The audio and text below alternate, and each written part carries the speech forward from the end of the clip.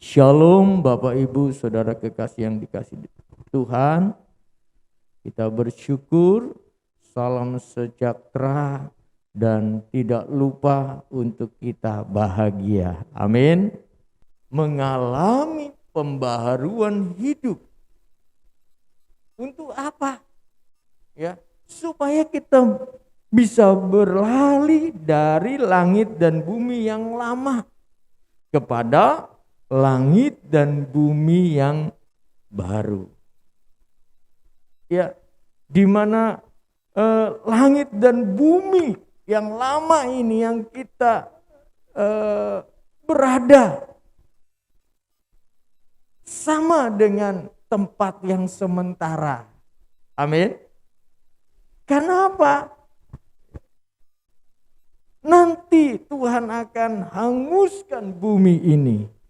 Langit dan bumi ini menjadi beralih kepada langit dan bumi yang baru, yaitu Yerusalem baru, langit dan bumi yang baru, Yerusalem baru. Tentunya setiap kita tidak mau binasa bersama dengan dunia ini. Itu sebabnya saudara memperhatikan firman Allah. Lalu pembaruan hidup yang bagaimana supaya tidak berlalu bersama langit dan bumi yang akan hancur, yang akan binasa ini. Ya. Nah, sebagai orang yang percaya, kita harus mengerti, harus tahu maksud dan kehendak Allah. 1 Korintus pasal yang ke-7 ayat yang ke-29 sampai ayat yang ke-32. Saya minta kesediaannya Bapak Pendeta Petrus membacakan ayat ini. 1 Korintus pasal yang ke-7 ayat yang ke-29 sampai ayat yang ke-32. Demikian firman Allah. Ya. Saudara-saudara, inilah yang kumaksudkan. Ya. Yaitu waktu telah singkat. Waktu telah singkat, tidak lama lagi. Ya. Lalu lanjutkan. Karena itu dalam waktu yang masih sisa ini, Ya. orang-orang yang beristri harus berlaku seolah-olah mereka tidak beristri. Apa maksudnya nanti kita akan lihat. Lalu lanjutkan. Dan orang-orang yang menangis seolah-olah tidak menangis. Iya. Dan orang-orang yang bergembira seolah-olah tidak bergembira. Dan orang-orang yang membeli seolah-olah tidak memiliki apa yang mereka beli. Pendeknya, orang-orang yang mempergunakan barang-barang duniawi seolah-olah sama sekali tidak mempergunakannya. Sebab dunia seperti yang kita kenal sekarang akan berlalu. Akan berlalu. Ya. Sebab dunia seperti yang kita kenal sekarang akan berlalu. Bapak dan Ibu saudara kekasih di dalam Tuhan, katakan sebab dunia ini yang kita kenal sekarang ini akan berlalu seperti rumput di padang, seperti uap. Saudara tahu ketika saudara memasak air panas, uapnya itu keluar, seperti itulah akan berlalu. Dan firman Allah katakan, terus lanjutkan ayat yang ke-32 dulu. Aku ingin supaya kamu hidup tanpa kekhawatiran. Iya. Orang yang tidak beristri memusatkan perhatiannya pada perkara Tuhan. Iya. Bagaimana Tuhan berkenan kepadanya. Bapak, Ibu, saudara kekasih di dalam kasih Tuhan, waktu telah singkat.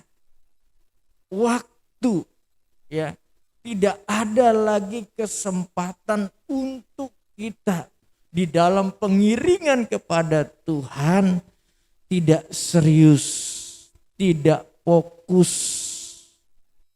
Apalagi tidak fokus. Tetapi waktu singkat sekali. Sudah waktunya untuk kita beralih, mempersiapkan diri dari langit dan bumi yang lama ke langit dan bumi yang baru.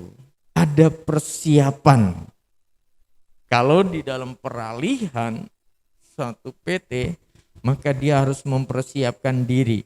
Masuk enggak saya ya ke PT yang baru ini, misalkan dari dia bekerja di PT yang lama, dia mempersiapkan. Kalau dia berkualitas, ya, dia pasti dipakai PT si A, si B, si C, karena dia orang yang disiplin, ya, orang yang berkualitas. Apa dikatakan firman Tuhan? Waktunya sudah singkat sekali. Tadi dikatakan seolah-olah mereka tidak beristri.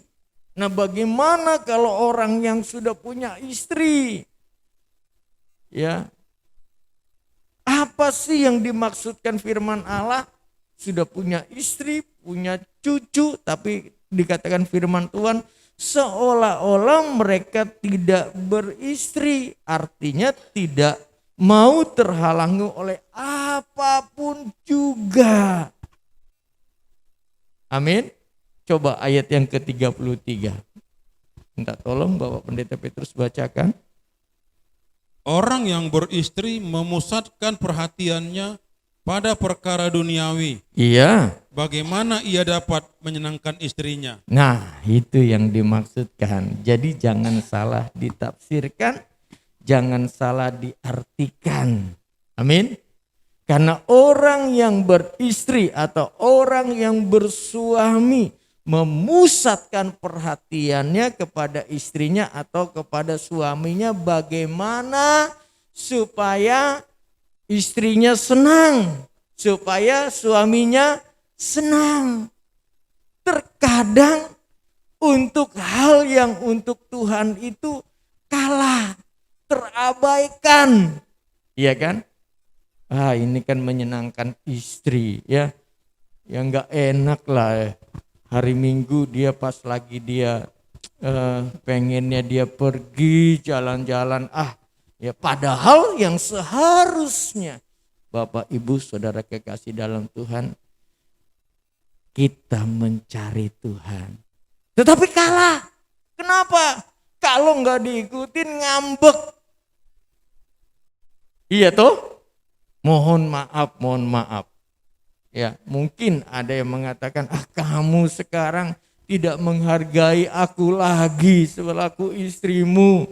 Ya, kamu enggak sayang, buktinya apa? Hari Minggu kamu ibadah. Seharusnya kamu kan menyenangkan saya. Makanya firman Allah seolah-olah mereka tidak beristri. Jangan mau terhalangi oleh apapun juga untuk datang kepada Tuhan. Supaya apa? Supaya bisa masuk di dalam Yerusalem yang baru. Nah, ini juga harus kita perhatikan. Karena apa? Ada banyak suami-suami juga enggak enak. Kan mau menyenangkan istri, tetapi bukan waktunya hari yang untuk Tuhan. Amin. Jangan, ya. Atau saudara katakan kan bisa, ya. Untuk Tuhan itu kapan-kapan aja kan bisa. Ini pumpung istri saya lagi mood ini, lagi senang ini, ayolah nyenangkan. Padahal kita sudah menjadi bait Allah, tetapi Allah tidak tinggal. Kenapa? Kita kemarin minggu lalu, 2 minggu lalu kita belajar bahwa kita adalah tabernakelnya Allah, tempat kediamannya Allah. Tetapi kita tidak mengundang di dalam hidup kita, yaitu pribadi Yesus. Ya, makanya firman Tuhan katakan di dalam Amsal pasal yang ke-12 ayat yang keempat, istri yang cakap adalah mahkota suaminya. Istri yang baik adalah kebanggaan.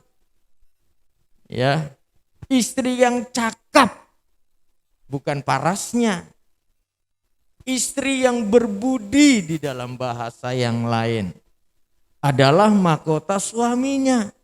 Tetapi yang membuat malu adalah seperti penyakit yang membusukkan tulang suaminya. Bagaikan penyakit tulang yang menggerogoti. Sakit enggak saudara? Kita sakit pinggang aja. Aduh, susah kayaknya. Susah sekali. Ya. Apalagi bapak yang sudah sakit, misalkan ada tulang yang kropos. Apalagi asam urat aja kita minta ampun sakitnya. Aduh, tolonglah, mau jalan aja. Aduh, apalagi kalau sudah denyut itu yang saya dengar dari besan saya. Ya, kalau ini aduh, nyeri dan sebagainya.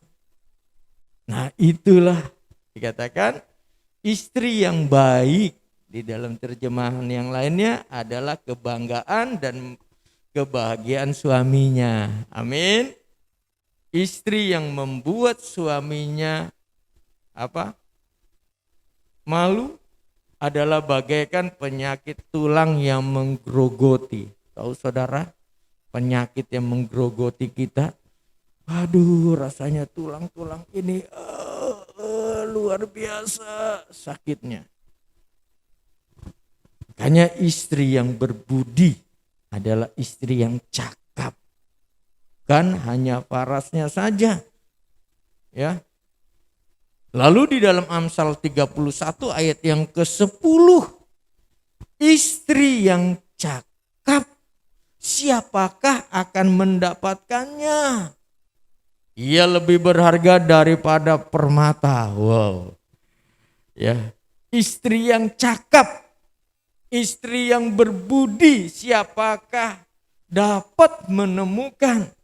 Dia jauh lebih berharga daripada permata. Saudara tahu? Ya, orang jika memiliki permata itu, wah, dia pasang, ya, kalung itu dia pasang indah-indah dari kalungnya dan bagai pernik-pernik permata. Wah, luar biasa. Tetapi saudara kekasih dalam Tuhan dikatakan dia jauh lebih berharga daripada permata. Kalau istri yang berbudi, coba kalau saudara baca pasal yang ke-31 ini ayat 10 sampai ayat 31. Wow. Seorang istri yang berbudi, ya, mahkota suaminya, tidak kekurangan kebahagiaan suaminya, senang sekali. Istri yang berbudi, jangan sampai ya sudah nikah dan akhirnya apa saudara? Datang kepada Tuhan aja terlambat. Enggak bisa, kenapa? Istri ya susah, banyak alasannya. Istri keras. Sampai ada orang-orang yang seringkali mengatakan, oh jangan sama suku ini, oh jangan sama itu. Oh keras. Kenapa? Karena tidak mendapatkan istri yang berbudi. Amin. Enggak selektif, enggak seleksi, pokoknya asal aja. Bisa itu nanti dibina. Bisa dibina, dibawa kepada firman Allah. Amin. Bisa orang itu menjadi pelayan, bisa-bisa aja, sah-sah aja. Tetapi apakah dia takut akan Tuhan? Ini yang menjadi satu pertanyaan besar. Ya. Istri yang berbudi, dia bangun waktu masih malam, di dalam bahasa hari-harinya bangun pagi-pagi. Amin. Jangan suaminya dulu bangun pun udah kerja, istrinya masih ngorok, masih ini. Kan tahu ya. Malah kan suaminya sudah sana sini bersihkan, sudah kerja. Ya mungkin mau berangkat kerja, masih bangun, ya masih santai-santai, mami bilang bikinkan dulu aku susu. Aduh, ayo kita mencari Tuhan, nantilah pusing. Tapi kalau pergi ke pesta, kemanapun dunianya ditempuhnya. Iya enggak? Nah itu makanya firman Tuhan katakan, apa saudara? Tadi dikatakan seolah-olah tidak punya istri. Maksudnya supaya pusat perhatiannya kepada Kristus. Amin. Seringkali terkalahkan kalau istri tidak berbudi, mendapatkan istri yang tidak berbudi. Waduh, susah. Pendapatnya aja yang harus diterima. Tetapi belum sesuai dengan firman Allah. Seorang istri yang berbudi tadi, saudara, kalau membacakan di Amsal 31 ayat 10 dan sebagainya sampai selanjutnya, wow luar biasa. Dia bangun pagi-pagi, dia mengerjakan dari tangannya itu, lalu membagi-bagikannya tugas itu kepada pelayan-pelayannya. Kalau di zaman sekarang kita temuin jarang, kalau sudah punya pelayan-pelayan paling panggil, ini apa? Ya, kamu kerjaan ini, kamu kerjaan ini, kamu kerjaan ini, kamu kerjaan ini, kamu dia tidur lagi. Tapi enggak, istri yang berbudi, istri yang cakap, dia bekerja dari tangan, hasilnya dia bentuk, dia buat, dia jual. Ya, berbahagia sekali. Amin.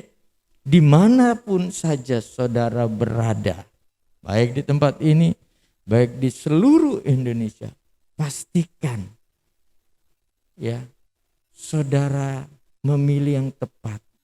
Jangan saudara salahkan Tuhan. Tuhan ini yang memberi kepadaku tulang-tulang rusuk. Padahal dia pakai hak kehendak bebasnya. Tuhan sudah memberikan lo. Ini lo Ribka yang ringan tangan, yang pandai, ya, yang bisa membantumu, tetapi dia pilih aku yang ini aja. Itulah kehendak bebas. Dan akhirnya terjadilah sesuatu. Waduh, Pak Pendeta, tolonglah doakan. Ini susah ini. Orang Jawa bilang daplek gigi. Ya, orang Batak bilang apa? Jogal ini. Ya, keras. Di dalam ayat yang ke-30 di dalam 1 Korintus pasal yang tadi yang kita baca, ayat pasal yang ke-7. Nah, kita akan memperhatikan lebih jauh di sini. Tadi waktunya singkat. Ya. Haleluya. Lalu dikatakan firman Allah ayat yang ke-30, seolah-olah tidak menangis. Artinya sekalipun dalam penderitaan, namun tidak putus asa akan segala sesuatu. Ada haleluya? Siapa yang tidak mengalami? Selagi ada di dunia ini, di bumi ini, masih ada ratap tangis dan kertak. Makanya Tuhan mau ya memberikan saudara dialihkan dari bumi, langit dan bumi yang akan di bumi, hanguskan ini, dihancurkan, dibinasakan. Saudara masuk di langit dan bumi yang baru, yaitu Yerusalem yang baru. Kalau berbicara ini katakan, woi saya nggak akan ketelatan ini. Saya pasti menuju Yerusalem. Makanya ada lagunya, kalau orang karismatik itu nyanyi itu luar biasa. Ya, ayo, mari kita menuju ke surga, iya kan? Ayo, ayo. Tetapi kelakuannya, kehidupannya tidak mencerminkan bahwa dia masuk di Yerusalem yang baru. Apa lagunya? Satu kota tanpa malam di Yerusalem baru, sampai begini-begini mungkin. Tetapi prakteknya dalam kehidupan yang seringkali dia pun masih seolah-olah tidak menangis. Berarti kalau seolah-olah tidak menangis, ada tangisan gak saudara? Ada, namun berserah kepada Tuhan. Amin. Tidak putus asa akan segala sesuatu. Seolah-olah tidak memiliki. Apa maksud dari seolah-olah tidak memiliki? Tidak ada lagi yang dibanggakan di dalam dunia ini. Haleluya. Iya, yang sementara yang kita punya itu hanya sementara kok. Amin. Tinggal di dunia, enggak bisa kita bawa ke surga. Kalau dibawa ke surga semuanya, surga itu penuh dengan mobil apa, enggak ada di sana. Ya. Roh kita bersama dengan Allah, dengan tubuh yang baru. Ya. Tidak ada lagi yang dibanggakan di dalam dunia ini. Nah, kalau masih ada bapak dan ibu yang kita banggakan di dunia ini, apa itu? Bapak dan ibu yang tahu, itu semuanya akan sia-sia. Ayat yang ke-32, hal yang harus dibaharui adalah hal kekhawatiran dan memusatkan perhatian kepada Tuhan. Kenapa tadi dikatakan seolah-olah tidak punya istri? Karena ada banyak permasalahan, ada banyak sekali. Apalagi orang yang sudah berkeluarga. Masalah bawang putih, masalah bawang merah, cabai, tomat, minyak goreng yang mahal, semuanya wah itu jadi kesulitan. Kenapa enggak ibadah? Ini om lagi cari minyak, susah minyak makan. Ya. Kenapa enggak kebaktian? Itulah. Tadi kesiangan pergi cari ini dulu, cari itu dulu, yang jasmaninya dulu yang dipentingkan. Yang harus dibaharui adalah hati dan perasaan kita agar tidak ada kekhawatiran. Hidup tanpa kekhawatiran. Loh, Pak Gembala apa pernah khawatir? Ya, kita taruh ke dalam tangan Tuhan supaya kita tidak khawatir. Amin. Iya. Ketika kita percaya bahwa Tuhan pasti bertindak, Tuhan pasti melakukan sesuatu hal yang di luar dari pikiran kita, itu kita imani, itu terjadi. Amin. Tapi kalau sudah khawatir dalam hidup ini, ya saya belajar dari sini.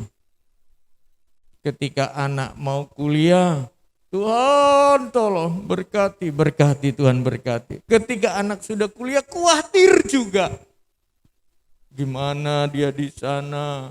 Keamanannya gimana, kalau makannya sudah saya kirim uangnya, gimana pada saat turun dari tangga, gimana pada saat dia jalan, di situ ada orang yang jahat, kita sudah pikirkan yang lain. Padahal apa yang kita khawatirkan itu yang terjadi dalam hidup kita. Amin. Ayub katakan, apa yang dikhawatirkan itu yang terjadi. Makanya dia katakan, seandainya Tuhan menguji aku akan muncul seperti emas. Amin. Luar biasa, karena Tuhan gak pernah menguji. Amin. Iya, diri kita sendiri kita bawa.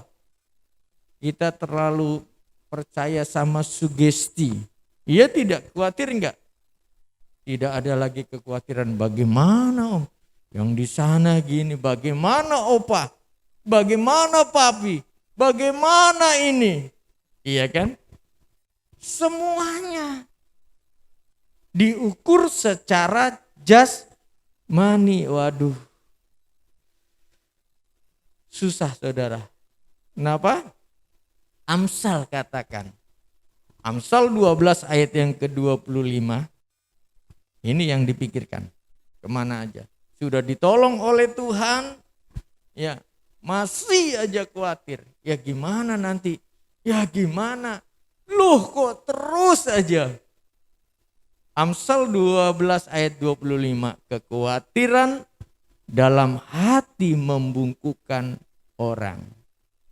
Kalau saudara khawatir, jalannya bagaimana saudara? Tegap? Enggak.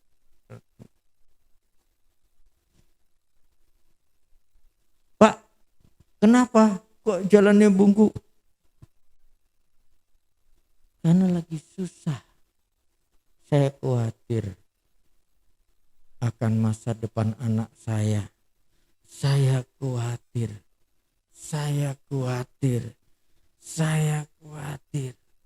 Makanya, tetapi perkataan yang baik menggembirakan dia. Ya enggak? Orang bisa mengangkat dada karena dia sudah memastikan dalam hidupnya penyertaan Allah itu sempurna. Enggak bungkuk. Ya. Enggak bungkuk, susah. Cemas saja. Pernah ada satu kawan saya berkata, dia yang tidak mengenal Tuhan. Waktu itu di dalam pembicaraan terjadi pada saat di mana beberapa kawan yang putus hubungannya dengan kerja. Ya. Bukannya di PHK, tetapi memang kontraknya sudah habis. Jadi tinggal peralihan. Ada satu kawan saya, dia berbicara begini, burung di udara saja Tuhan pelihara. Wih, mana orang yang percaya? Orang yang percaya pada bungkuk semua. Sementara orang yang tidak kenal Tuhan, dia bisa berkata demikian. Lihat, dia bilang, burung di udara aja Tuhan pelihara. Iya kan Pak, bilang sama saya. Saya katakan cocok, mantap, itu perkataan yang tepat. Amin. Lukas 12 ayat yang ke-29 sampai ayat yang ke-31, minta tolong Bapak Pendeta Petrus bacakan.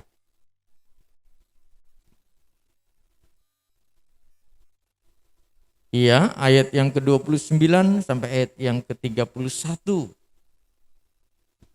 Demikian firman Tuhan. Iya.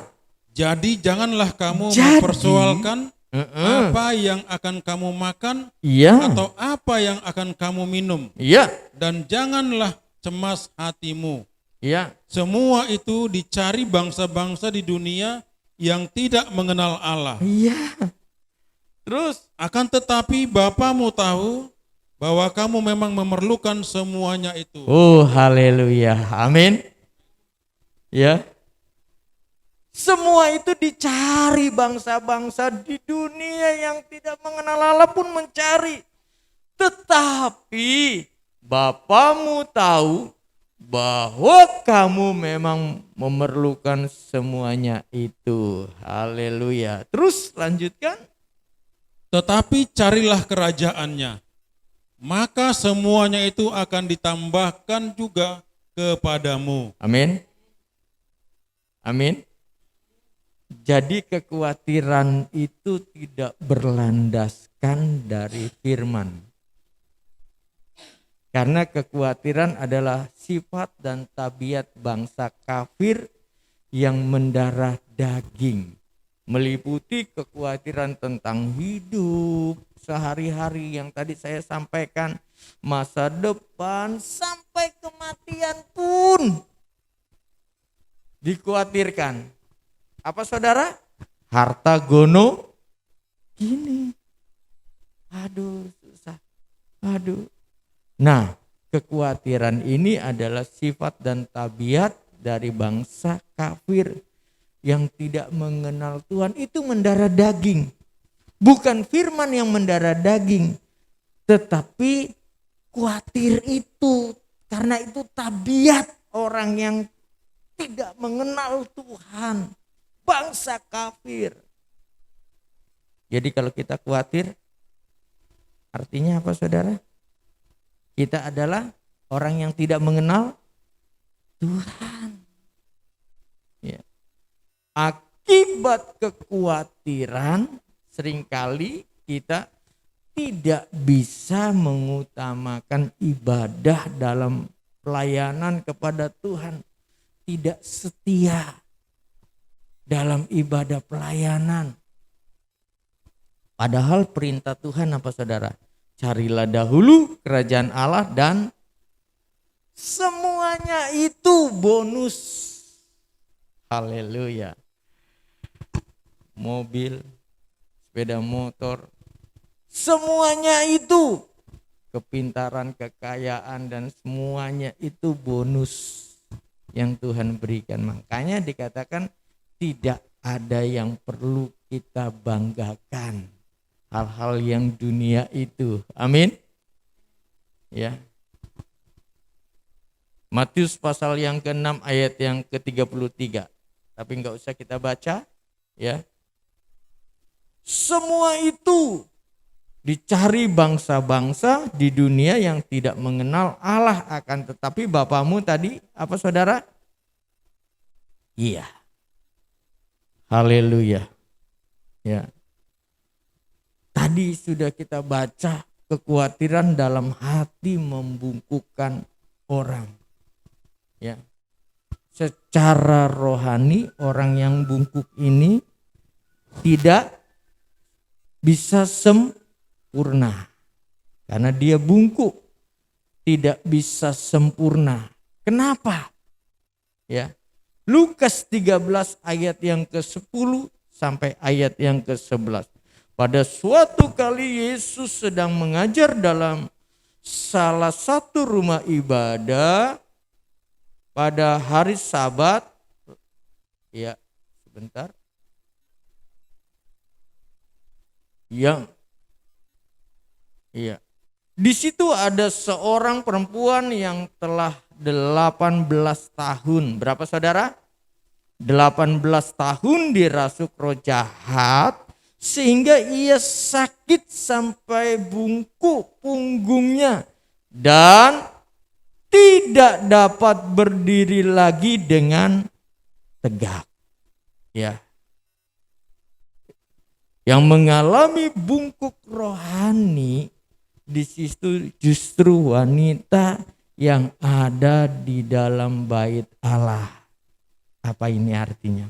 Bapak Ibu Saudara kekasih dalam Tuhan, para hamba-hamba Tuhan, ya, pelayan-pelayan yang tidak memiliki pengajaran firman Allah. Karena firman itu tidak pernah mendarah daging. Itu sebabnya dalam gereja Tuhan, ya, dalam perhimpunan gereja Tuhan, kita membutuhkan firman pengajaran yang benar. Kalau tidak, kenapa saudara? Ada akibatnya. Kita akan mengalami bungkuk rohani. Ya. Kita akan mengalami, ya, satu penyakit rohani, bungkuk rohani.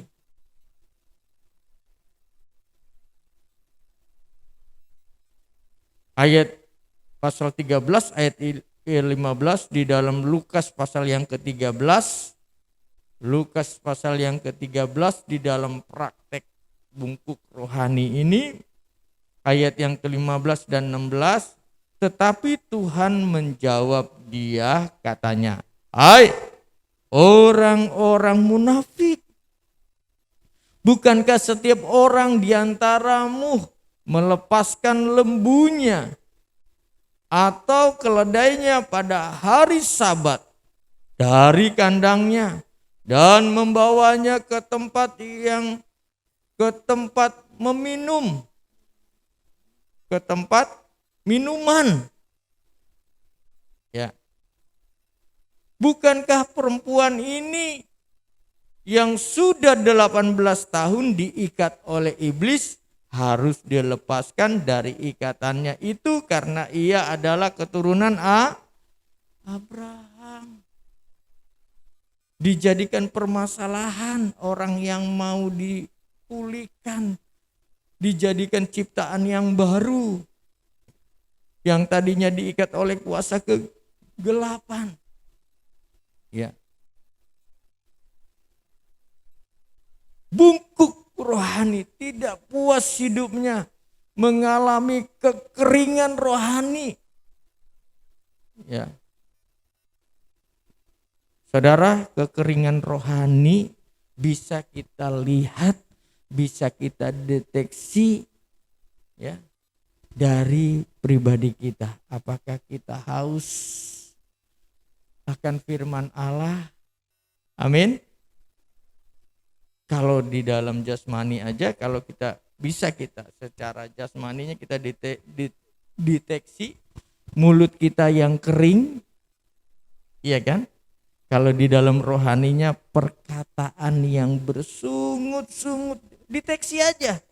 Kalau kekeringan rohani itu apa sih? Bersungut-sungut, bicaranya tidak membawa berkat bagi orang lain, sungutan terus, ya. Kebanggaan sungutan, nah itu aja.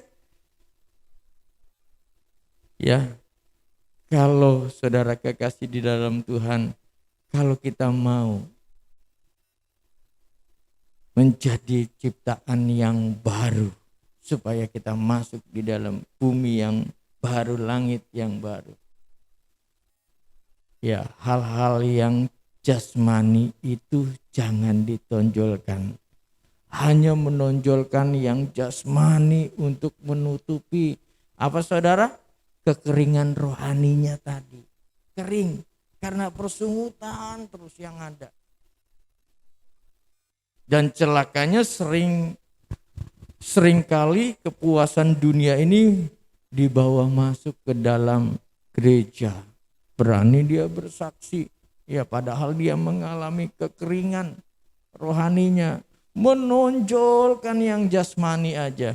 Kenapa? Hal ini menutupi bahwa dia sedang mengalami kekeringan rohani. Orang yang bungkuk tidak bisa menengadah, ngangkat kepalanya ke langit. Artinya tidak bisa memuliakan Tuhan. Amin. Gak bisa. Orang sungut-sungut terus, ya, khawatir terus, bersungut-sungut terus. Udah Tuhan berkati masih aja bersungut-sungut. Tetapi justru memilukan Tuhan. Gak bisa memuliakan Tuhan, memilukan Tuhan. Haleluya. Bungkuk 18 tahun juga berarti tidak mengalami pembaharuan dalam hidupnya. Karena dia masih diikat oleh kuasa iblis, kuasa setan. Tetap mempertahankan manusia daging dengan 18 sifat tabiat daging. Kita sama-sama tahu ya keadaan manusia pada akhir zaman di dalam 2 Tesalonika, 2 Timotius pasal yang ketiga ayat yang ke-1 sampai ayat yang ke-5. 2 Timotius pasal yang ketiga ayat yang pertama sampai ayat yang ke-5. Ketahuilah bahwa pada hari-hari terakhir akan datang masa yang sukar. Apa saudara? Manusia akan mencintai dirinya sendiri. Seharusnya dia mencintai sesama. Amin. Lalu apa? Dan menjadi hamba uang. Mereka akan membual. Yang ketiga. Yang keempat, menyombongkan diri. Seharusnya rendah hati, tidak sombong. Kalau orang yang memiliki, dipimpin oleh Roh Allah, maka firman Tuhan katakan dia akan dipimpin kepada seluruh kebenaran Allah. Yang kelima, mereka akan menjadi pemfitnah. Ya, inilah gaya-gaya orang dunia semua yang masih bertabiat apa saudara? Penyakit yang belum dipulihkan. Yang keenam, mereka akan memberontak terhadap orang tua. Hati-hati anak-anak. Yang ketujuh, dan tidak tahu berterima kasih. Yang kedelapan, tidak mempedulikan agama. Biasa, semua samanya itu. Ya. Yang kesembilan, tidak tahu mengasihi. Yang kesepuluh, tidak mau berdamai. Yang ke-11, suka menjelekkan orang. 12, tidak dapat mengekang diri. Yang ke-13, garang, tidak suka yang baik. Yang ke-15, suka mengkhianat. Yang ke-17, berlaga tahu. Yang ke-18, lebih menuruti hawa nafsu daripada menuruti Allah. Ya. Secara lahiriah mereka menjalankan ibadah mereka. Ingat, secara lahiriah mereka pun beribadah dengan setia. Tetapi pada hakikatnya, kenyataannya mereka memungkiri kekuatannya. Jauhilah mereka itu. Mau hidup dipimpin oleh Roh Allah atau hidup dikendalikan oleh daging. Masih 18 tabiat daging ini ya ada di dalam kehidupan mereka. Enggak bisa lagi. Lebih menuruti hawa nafsu daripada menuruti Allah. Melawan Allah. Tidak taat, tidak dengar-dengaran, ya. Haleluya. Bagaimana dengan keberadaannya? Dikatakan kalau kita mempertahankan 18 tabiat daging ini masih melekat di hati kita, maka kita tidak bisa dipulihkan. Tidak bisa menjadi ciptaan yang baru. Padahal Tuhan katakan, aku menjadikan segala sesuatu baru. Yang lama itu sudah berlalu. Nah, kesalahannya di mana? Ketika hidupnya dia tidak mau masuk pada rencana Allah. Aku akan menjadikan segala sesuatu baru. Lihat. Tetapi dia memilih hidup dia dengan kehendak bebas. Ya, free will. Kehendak bebasnya. Bebas memang mencari Allah. Tapi kita tidak masuk. Tuhan tidak bekerja. Tuhan tidak membarui hidup kita. Sehingga kita masih ada di dunia yang lama ini dan nanti akan berakhir kepada kebinasaan. Sedang orang yang dikatakan masuk di dalam penyingkiran gereja Tuhan karena dia sudah dipulihkan, sudah dibaharui, sudah menjadi ciptaan yang baru. Amin. Dia ada di sana. Lalu protes apapun saudara pakai pengacara apapun saudara, nggak bisa karena Tuhan adalah hakim yang adil. Kalau di dunia seringkali kita temukan yang tidak adil itu banyak sekali. Tetapi lihat dia, hakim yang adil akan mengadili. Cerita bohong pun, manusia seperti apapun akan diadili. Benar perkataannya.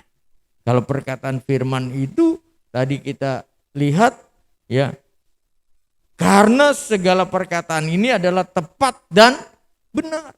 Kalau kesaksian manusia, apalagi ya manusia yang hidup di akhir zaman ini, tadi kita lihat itu sudah makanannya penyakit 18 penyakit ini. Sudah menjadi hari-harinya. Sudah menjadi kebiasaannya. Ya. Kehidupan manusia di hari zaman enggak peduli, enggak mengasihi, memfitnah, ya. Ini garang. Tidak tahu mengasihi, tidak mau berdamai, suka menjelekan orang, tidak mengekang diri dan sebagainya.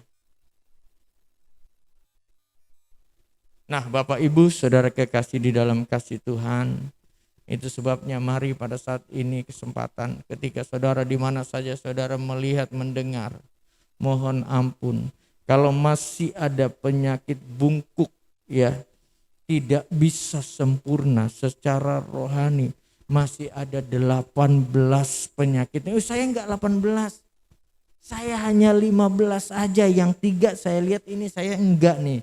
Tapi yang 15 iya juga ya, tetap aja. Amin. Satu aja yang membuat saudara tersandung, saudara tidak bisa, kalau saudara tidak mau dipulihkan, saudara tidak masuk di dalam penyingkiran gereja Tuhan. Apalagi saudara katakan ya, saya kan rajin ibadah. Rajin ibadah tanpa pengenalan yang benar itu tidak berlandaskan firman Allah. Puji Tuhan,